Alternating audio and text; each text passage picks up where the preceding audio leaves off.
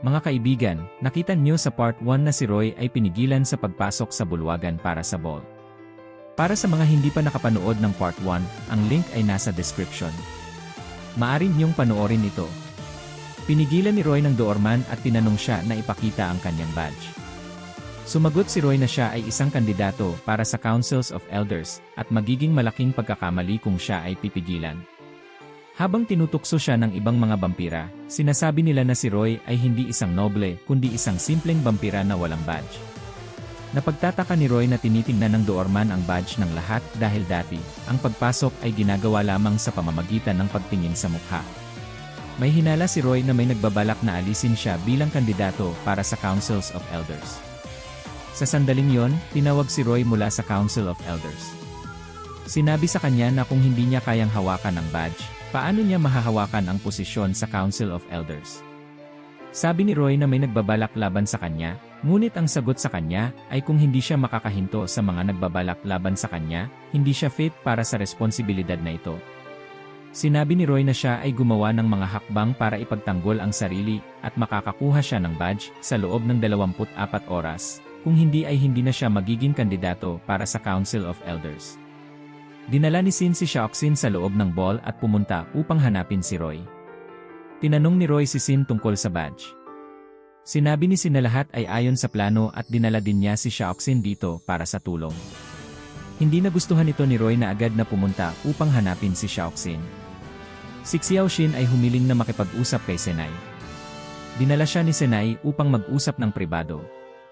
Inakusahan ni Xiaoxin si Senai ng pagnanakaw ng badge ni Roy. Sinabi ni Senai na ang hindi pagkakaya sa badge ay nagpapakita ng kakulangan sa kakayahan ni Roy, at kahit na makuha pa niya ang badge, hindi na maibabalik ang kanyang respeto. Dagdag pa ni Senai na wala nang kinabukasan si Roy kaya't dapat iwan ni Xiaoxin siya at pumunta sa kanya. Pagkatapos ay dumating si Roy at tinanggal si Xiaoxin mula sa mga bisig ni Senai.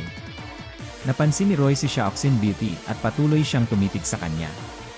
Maya-maya, isang elder ang dumating doon at nahulog ang badge mula sa bulsa ni Senai. Tinanong ni Roy si Senai tungkol sa kanyang badge. Hindi makasagot si Senai kaya tinawag siya ng elder sa Council of Elders upang sumagot.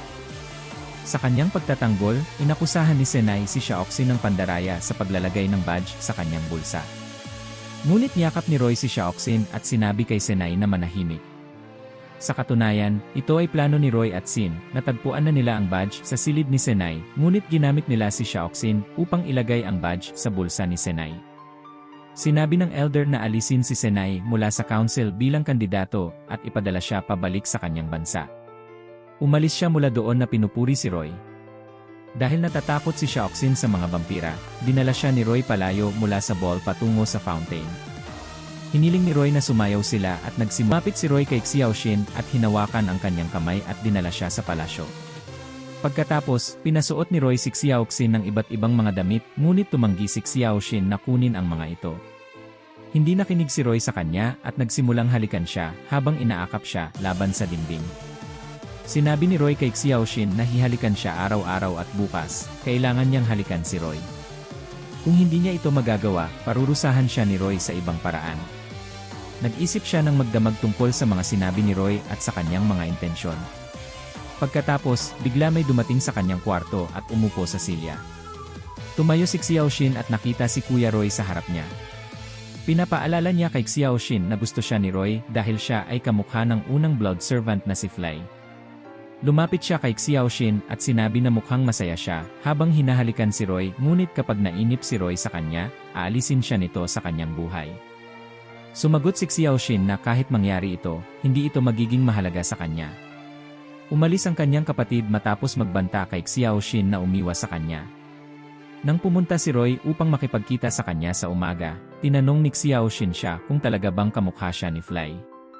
Nagalit si Roy sa narinig at umalis, sinasabihan si Xiaoxin na huwag nang banggitin ang pangalang iyon muli. Napagtanto ni Xiaoxin na si Fly ay nasa puso pa rin ni Roy. Pagkatapos nito, 2 araw nang hindi pumunta si Roy upang makipagkita kay Xiaoxin at si Shao-Xin ay labis na nababahala. Nakita ni Xiaoxin si Roy sa labas ng klase. Gusto niyang makipag-usap ngunit hindi siya pinansin ni Roy at umalis. Hindi maintindihan ni Xiaoxin kung bakit siya sobrang nababahala para kay Roy. Iniisip niya na siya ay talagang kapalit ni Fly para kay Roy. Hindi rin gusto ni Roy na iwasan si Xiaoxin. Tinanong siya ni Sin kung ano ang dahilan ng kanyang nababahala na mukha. Nakaramdam si Sin na talagang mahal ni Roy si Xiaoxin. Nagalit si Roy at umalis mula doon. Pagkatapos, nakatanggap si Xiaoxin ng liham na nakasulat kay Roy kung saan siya ay inimbitahan na makipagkita sa kanya. Pumunta si Xiaoxin upang makipagkita sa kanya, ngunit doon ay nakatagpo siya ng 3 babae mula sa kanyang klase na pinagbubugbog siya at itali siya sa rehas. Habang nakaupo doon, iniisip ni Xiaoxin ang mga sandali na pinagsamahan nila ni Roy. Dumating si Maya doon at sinubukang patayin si Xiaoxin sa pamamagitan ng pag-inom ng kanyang dugo, ngunit may dumating na tao at humarang kay Maya. Pinatumba ni Roy ang taong iyon palayo kay Xiaoxin, pakiramdam na siya ang responsable sa kalagayan ni Xiaoxin. Tumakbo ang taong iyon palayo. Napag-alaman ni Roy na siya ay labis na nababahala sa walang malay na kondisyon ni Xiaoxin at dinala siya pauwi. Sinabi ni sinaligtas na si Xiaoxin ngayon.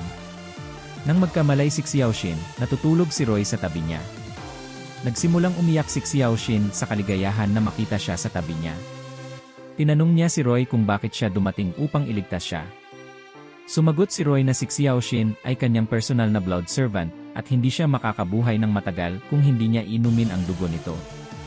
Sinabi ni Xiaoxin kay Roy na dapat siyang lumayo dahil siya ay laging iniisip siya ngayon at nagsimula siyang mag-alala para sa kanya. Masaya si Roy sa narinig at nagsimulang halikan si Xiaoxin. Sinabi ni Xiaoxin na siya pa rin ay kapalit ni Fly. Tiniyak ni Roy sa kanya na hindi siya kapalit kundi isang mahalagang bahagi ng kanyang buhay.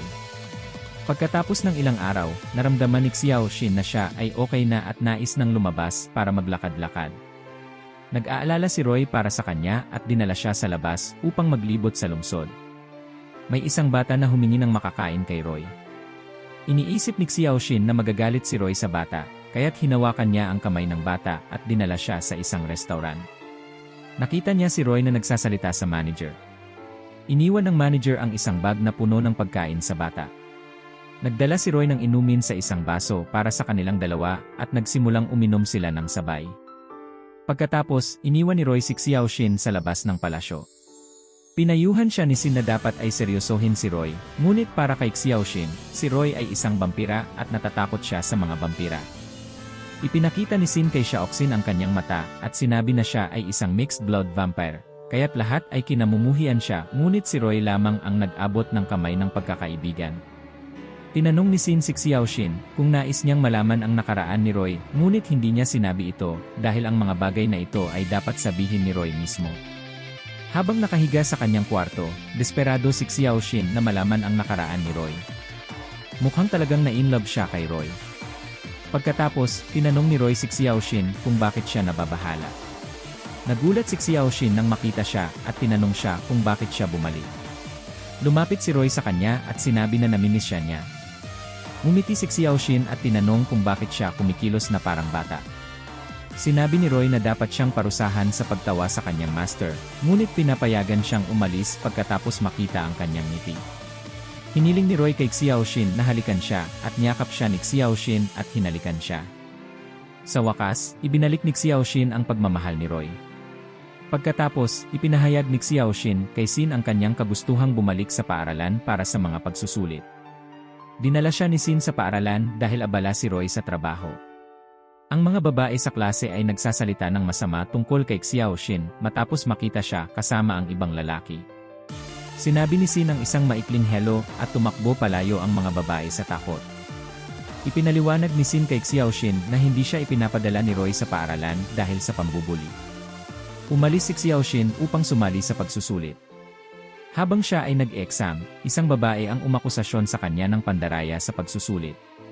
Nakita ng guro ang isang papel sa kanyang upuan.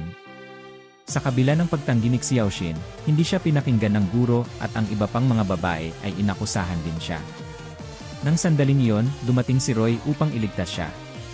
Hinawakan niya ang kamay ni Xiaoxin at dinala siya sa labas. Dinala ni Roy si Xiaoxin sa parehong lugar at ipinahayag sa harap ng lahat ng estudyante na siya ay kanyang personal na blood servant at sinuman ang humahawak sa kanya ay magiging kanyang kaaway.